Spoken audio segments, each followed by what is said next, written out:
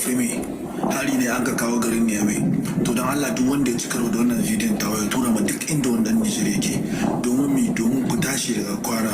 In son samu ne ka yi nafila, ka daga hannu sama, ka roƙin ma ƙasar Nijar nasara akan wa'annan mutanen, ka roƙin ma sojojinmu Allah ya kare su akan sherin wayannan mutanen da suka musu hari.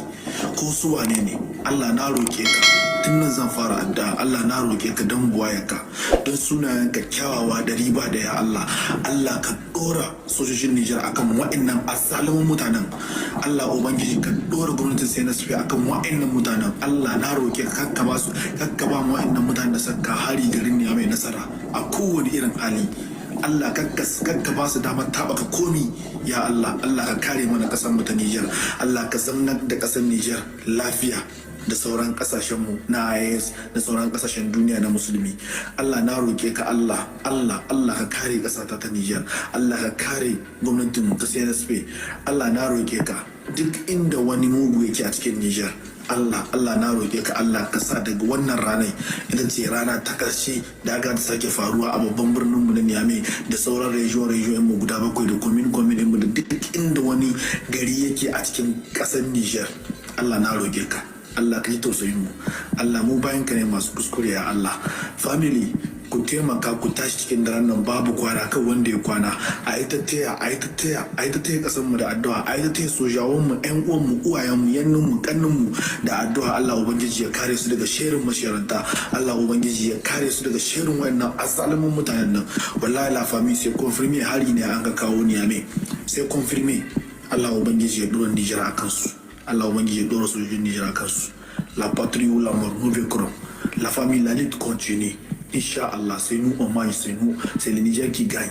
Ouais. Partagez cette vidéo, la famille. Ya Allah, muna roƙo gare ka ba jama'an tsaron mu nasara. Jama'an tsaron mu Allah ka ba su nasara. Allah ka ba su nasara, Allah ka ba su nasara, Allah ka ba su nasara. A cikin duk wani abu da suke yi. Allah gare ka muke roƙo ka ba jama'an tsaron mu nasara, ka ba ka san mu zaman lafiya. Ɗan ƙasa wannan ƙasa ita kaje ta mana saura. Wannan ƙasar ita kaje ta mana saura, ba mu da kuma abin da ya wuce mana ƙasar mu Nijar. Da haka mu ci gaba da addu'o'i Allah ka ba jama'an tsaron mu nasara. Amin ya hayya qayyum. Assalamu alaikum wa rahmatullahi wa barakatuh. Yan uwa da ke shafin TikTok da yan uwa masu da ma cikin yanar gizo. A tashi hana ma idanu kuka a matsayin mu musulmi. Mu yi roƙo Allah ka tsare mu da ƙasar. Allah mun baka amana ƙasar. Allah mun baka amana ƙasar. A tashi zuwa sallah, a tashi akalla ko raka'a biyu musulmi. Kowane musulmi shi a yi roƙo Allah ga Ubangiji wannan al'amari da kasar ya kwaro a cikin rasar Allah ka kashe mana wannan wuta, Allah ka kashe mana wannan wuta da duk wanda a dame cikin wannan abu Allah kai mana maganinsu, ya Allah kai mana maganinsu, Allah kai mana maganinsu. Albarkacin annabi Muhammad sallallahu alaihi wasallam, albarkacin alƙur'ani masu tsarki Allah ka kare mana kasar. Allah mun baka amana kasar. A tashi yan uwa musulmi, a tashi zuwa sallah, a tashi a rike Ubangiji Allah shi mana maganin wannan al'amari. A tashi zuwa roƙon Allah musulmi, a tashi a yi roƙon Allah, a tashi a yi roƙon Allah.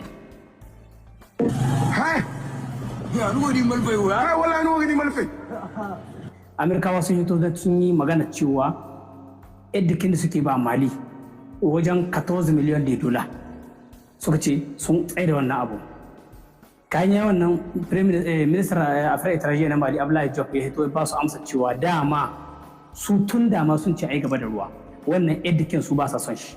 To edikin kun san inda aka juya shi, sai aka dawo aka juya edikin aka ba 'yan ta'adda su aka ba wannan edikin.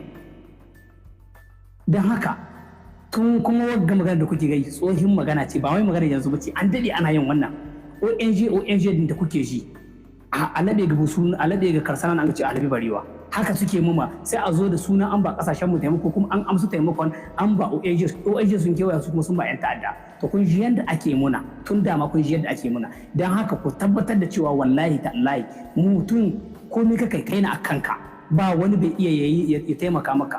Kasashen ganabar suka ce za su ɗaukar kansu wallahi idan suka yi haka sun yi babbar dubara. Yan wallahi turawa ba za su taɓa samu ba. Yadda muke son kuɗin ta ya taɓa gaya muna ya ce wanda sai da ma kaka saboda dala shi ya zakwa ce zai ba kuɗi, wanda ya kame kakan kai je sai suwa saboda kuɗi bai ca zai ba kuɗi. wallahi sun yi mu son kuɗin nan turawa sun yi mu son kuɗin nan da muka ci mu ba su da haka abin da nake gaya muku wannan ku bari mu abin da muka faɗi mu shugabannin mu goyon baya 100% wallahi su ne ke son su ne masoyan mu yanzu da aka yi haka nan abin da za ni gaya muku magana ta biyu kun ga kamar yadda kuka ji kuma muna gayin cewa ko da yaushe akwai faransawa su ne ke financing terrorist mutane na garrama yanzu kowa ya ji labarin cewa shekaran ji an ce an kama Abdullahi Mohamed Salah a Libya to yanzu ana nan negotiation an kur faransa ta shiga cikin wannan negotiation ita annan tana negotiate da Libya a sake shi ta ce yaron ta ne wanda bai da komi sai ta'addanci ya samu mutane ya kashe ya kai ma dukiyar mutane farmaki yanzu shi ne wannan yaron faransa ne yaron faransa ne don haka ku yarda da cewa yadda kuka ji shugabannin na gai wallahi tallahi turawa su ne ke finansakin yan ta'adda su ne annan suna finansakin yan ta'adda don haka kamar yadda muke gai